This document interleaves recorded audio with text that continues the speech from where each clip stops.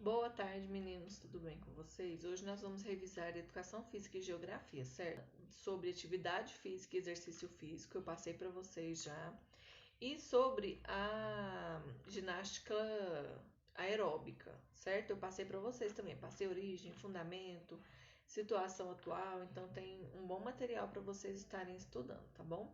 Diferença entre exercício físico e atividade física, qual que é a diferença deles? Atividade física é qualquer movimento que a gente faz para musculatura que resulta em gasto energético. Por exemplo, subir uma escada, varrer uma porta, varrer a casa, né? Então, isso é considerado atividade física, certo? Que você faz usando o músculo, você faz pelo músculo, porém não é aquela atividade orientada dirigida, certo? Então, varrer casa, subir escada, andar, às vezes você quer se locomover para algum lugar, você vai a pé. Isso também conta como atividade física. Já o exercício físico, eles são atividades sistematizadas, certo? Eles são a sequência de movimentos para alcançar um objetivo, certo? Na maioria das vezes eles estão ligados à saúde e à estética também, certinho? A ginástica aeróbica é considerada um exercício físico. Ela foi criada pela combinação da ginástica clássica com a dança, certo? Tanto que a aeróbica, ela, além dos movimentos para os músculos, ela também tem alguns exercícios físicos com, como é que eu posso falar? Com aparelhos, certo? Igual o jump, o step. Isso tudo é ginástica aeróbica, porém a gente utiliza outros materiais. Também nós vimos alguns esportes de invasão. Quais são os esportes de invasão e o que são os esportes de invasão? O esporte de invasão é aquele esporte que a gente precisa, que a gente compete por um espaço, certo? No exemplo, existe duas equipes e uma tenta ocupar o setor da quadra da outra ou roubar a bola, algo do tipo, para marcar pontos, certo? Alguns exemplos de esporte de invasão é o basquete, o handball, o corfebol, que nós vimos também, que é um esporte novo para nós, né? Então, esses três são alguns tipos de esporte de invasão, certo? Também nós temos também a dança urbana. O que seria a dança urbana? Ela é uma dança voltada mais para o meio das ruas, da cidade, certo? Exemplo, tem o balé clássico. Ela não é considerada uma dança urbana. Por quê? Ela é mais social, mais clássica. Na maioria das vezes, principalmente antigamente, ela era voltada mais para a sociedade rica, certo? Hoje em dia não, hoje em dia está mais acessível. Mas dentro da dança urbana entra o break, que é a dança de rua, certo? Entra o break, entra o freestyle, o street dance, certo? Street dance mesmo significa dança de rua em inglês. Então, esses são o tipo de dança urbana, certo? Além das danças urbanas, nós temos também as aventuras urbanas, são as práticas corporais de aventura urbana. Nelas, a gente pode dar exemplo do slackline, que é aquela que você põe a fita, amarra em duas árvores ou em dois postes, né, uma fita, e anda em cima dela. Nós temos também o parkour, certo? Então, assim, nós temos vários esportes que podem ser considerados práticas de aventura urbana, certo? Então é isso, meninos, em educação física. Eu vou passar uma revisãozinha com vocês agora, falando tudo que eu já falei, tá bom? Esportes de invasão. São os esportes que um jogador tenta invadir o campo do outro com o objetivo de marcar pontos, certo? Quais são os esportes que entram nesse de invasão? O handball, o basquetebol, o corfebol.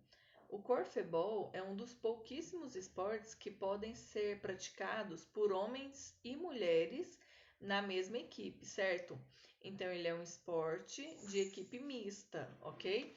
É um esporte onde homens e mulheres jogam juntos na mesma equipe, certo?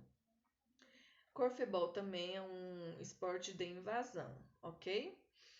Nós temos as danças urbanas, que é o freestyle, o break, o hip hop. Então, nós temos várias. Temos também as práticas de atividade, as práticas radicais, certo?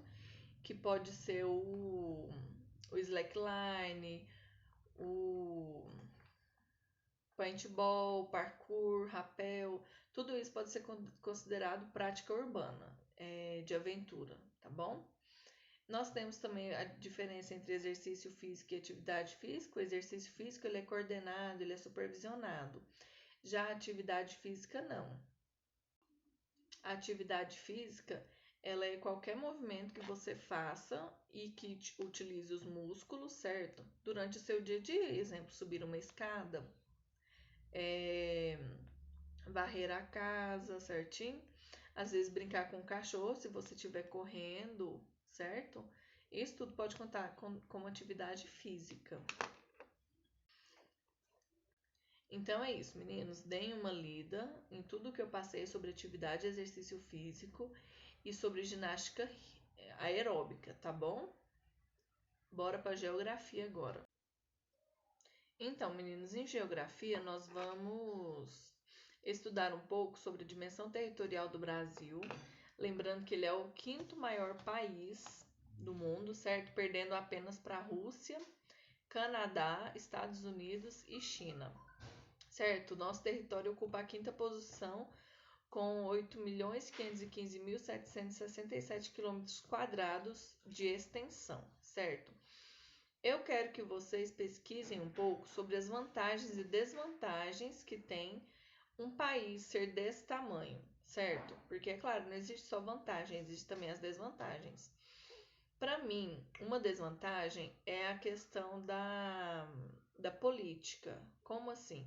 É muito mais fácil eu tomar conta de uma sala de aula do que eu tomar conta de uma escola, certo? É muito mais fácil eu administrar uma sala de aula do que eu administrar uma escola inteira.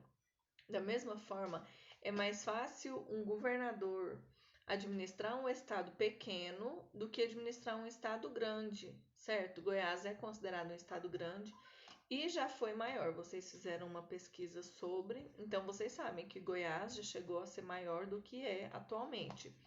Isso dificulta um pouco na administração pública, certo? Agora, uma vantagem que poderia ser é a variação de cultura que tem no nosso país, certo? Uma fruta, a mexerica, ela é chamada de mexerica, de tangerina e de bergamota. Então, assim, a variação cultural é muito grande aqui no Brasil devido a essa extensão territorial que nós temos, certo? E devido também, claro, a nossos imigrantes iniciais, né? Os portugueses, os africanos, os nossos nativos, os indígenas, certo?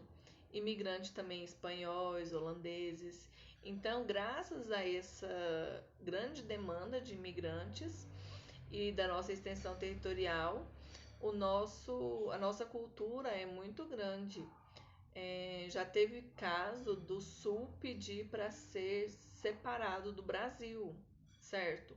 Porém, ainda não foi aprovado, mas se fosse, seria uma parte da cultura que o Brasil, como país, estaria perdendo, certo? Mas eu quero que vocês, mesmo assim, pesquisem sobre mais vantagens e desvantagens do Brasil ter essa extensão territorial tão grande, tá bom?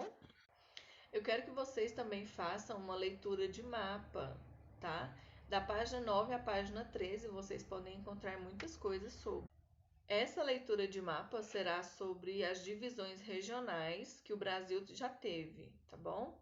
Eu não passei a do trabalho na prova, mas da página 9 a 13, se vocês fizerem a leitura, vocês vão ver que tem muita coisa na prova que vai ser aproveitado.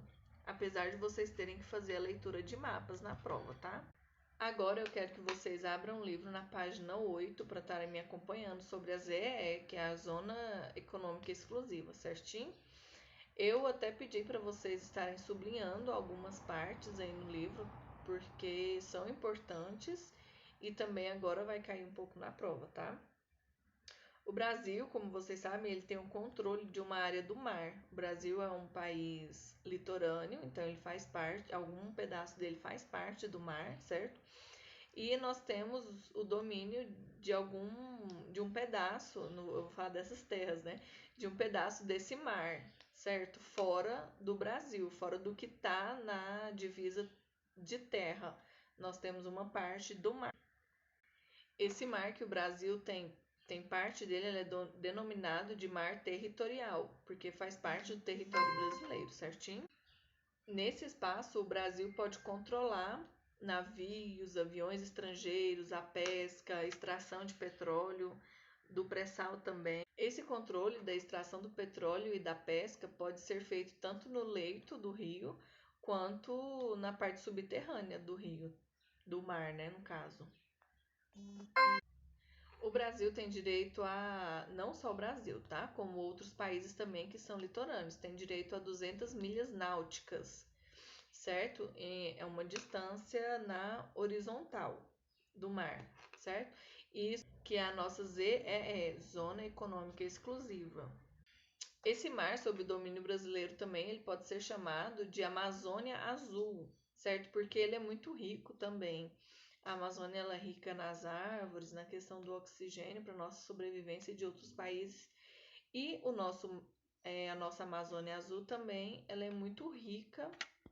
Nesse espaço marítimo circulam cerca de 95% do comércio exterior do Brasil. E 80% da produção de petróleo também vem dessa ZEE ou da nossa Amazônia Azul. Além disso, também nós temos a pesca, o turismo, os esportes, certo? Esportes náuticos, a geração de energia por meio das hidrelétricas. Nós temos também as pesquisas que são realizadas, certo? Então, isso tudo gera milhões de empregos durante o ano. Então é isso, meninos. Eu enviei para vocês já o conteúdo a ser estudado para as provas. Assistam os vídeos e acompanhem com os livros, ok? Porque fica mais fácil para o entendimento de vocês. Porque toda a revisão que eu estou dando, que eu estou fazendo os vídeos, eu estou tirando por base não só a prova, mas também os livros, tá bom? Então acompanhe. Eu sempre vou estar falando o número das páginas para vocês estarem acompanhando. Qualquer coisa, abre o horário de prova que eu mandei com as datas e com as páginas dos livros, tá bom? Boa prova para vocês e até mais. Tchau, tchau.